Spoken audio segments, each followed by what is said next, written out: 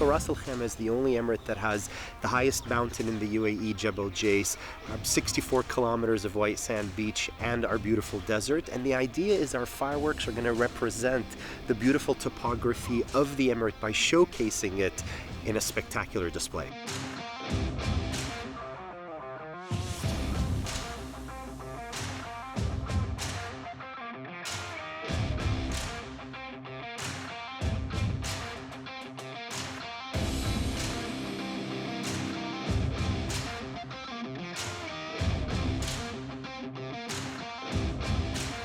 We were here from the times when we brought it from a small show that was traditionally fired with a torch, and we expanded it to what it is today. This is almost a year in the making. So as soon as we finished last year, the team got together and started working on what today will be our, hopefully, the most spectacular fireworks that we've ever had.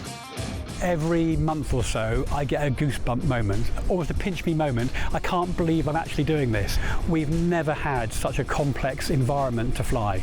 We're attempting 2 Guinness World Record titles. One, the longest chain of aquatic floating fireworks, and the second one is the longest straight line drone display. Our world record is based on putting a carpet on the water. Then it's going to transition into a green scene, which is the land. We have over 70 floating platforms in the water, over 1,000 drones in the sky to create the second world record, which is the longest linear line of drones, which is 2 kilometers long. We've got 24 separate firing positions around each aeroplane. So in total, we're firing about 3,000 separate shots over the display. It's the biggest theater in the world as it relates to a celebration of New Year's Eve. I want to convey that to everyone watching, that I'm having fun and it looks amazing. The feature is going to be absolutely incredible visually, and we're very excited about it. All those mediums put together, it is the biggest fireworks show in the world.